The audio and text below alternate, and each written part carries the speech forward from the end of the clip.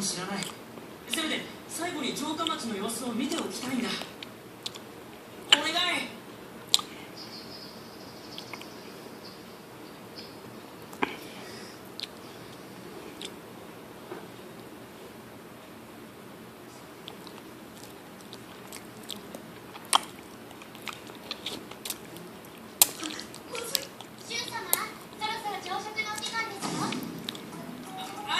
今行くってです。目が覚めました。朝食を食べたらすぐに出発します。その格好では大丈夫ですよ。あなたがこの国をよく知らないのと同じで、この国の人も若殿様がこんなところにいるとは思わないですよ。ま、白人仲間がうまくやってるうちはね。